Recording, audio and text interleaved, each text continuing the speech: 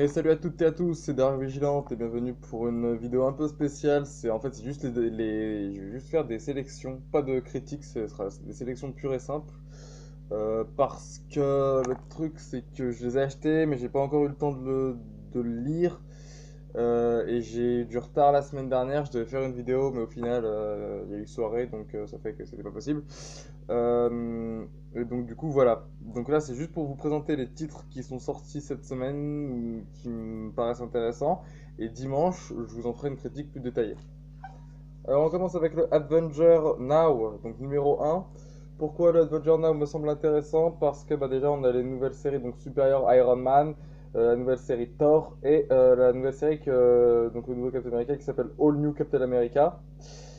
Et on a également l'annual de Hulk qui débarque comme ça tranquillement.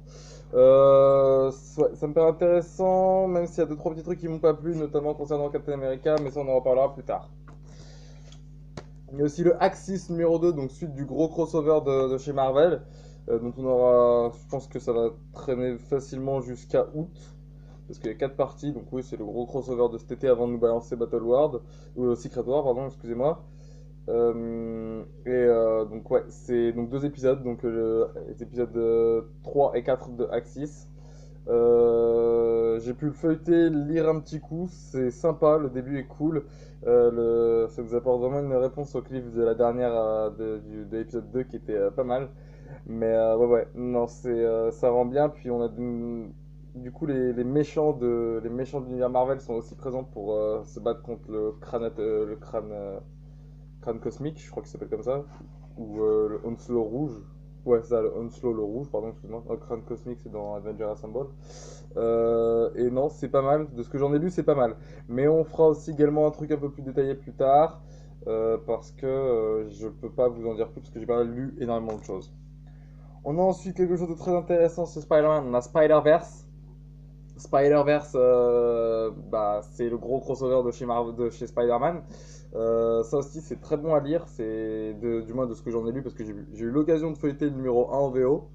C'est pas mal. Puis là, du coup, on a toutes les séries qui sont liées. On a The Amazing Spider-Man, Original Sin, Spider-Man 2099, Spider-Verse et Spider-Woman. Voilà, c'est marqué là.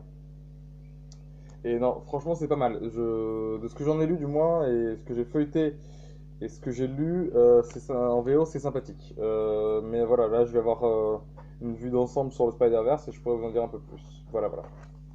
Petite pub pour la série Daredevil au passage sur Netflix pour ceux qui ne l'auraient pas encore vu. On a ensuite le Guardian of the Galaxy, donc avec l'annual de Guardian of the Galaxy, la première partie de l'arc Planète Venom. La fin, je crois, de l'arc C'est clair, je gère de Star-Lord. Et on a enfin deux épisodes de Nova, donc l'épisode 22 et 23. Avec un poster d'Ant-Man que je trouve juste à mourir de rire. C'est pas mal de la part de Marvel, c'est pas mal. C'est pas mal. Là, j'ai pas encore lu, pareil que pour Avenger No, donc je peux pas vous en dire plus. Mais on en reparlera également plus tard. Et enfin, on finit avec La mort de Wolverine, qui est sorti cette semaine avec une pochette mais extrêmement classe, noire.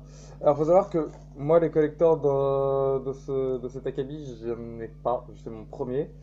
Et j'ai un peu de mal en fait avec le fait de garder un comics sous pochette. Je veux dire, si tu l'as édité quelque part, c'est pour que les gens le lisent, pas pour qu'ils le gardent sous pochette. Donc bon, mais voilà, personnellement, moi j'enlèverai la pochette, mais je le ferai devant vous. Je me débrouillerai pour me procurer le truc en VO afin de vous faire une critique. Mais j'ouvrirai la pochette dimanche. Hein. Mais moi je trouve ça un peu con. À la limite, tu fais un blister qui s'ouvre et qui se referme. Hein. Mais bon, Marvel marketing oblige. Puis en plus, il paraît que ce type de collector et de pochette, c'est pour pas spoiler la couverture. Hein. Mais j'ai envie de te dire, la mort de Wolverine, hein, ça parle de lui-même. Hein. Tu te doutes bien qu'il va canner. Enfin bref, voilà, voilà. Et ben voilà, c'est tout. Donc on a 5 titres, ouais, on a 5 titres pour ces sélections. Donc 5 titres Marvel du début du mois. Donc on se retrouve dimanche pour la critique plus en détail.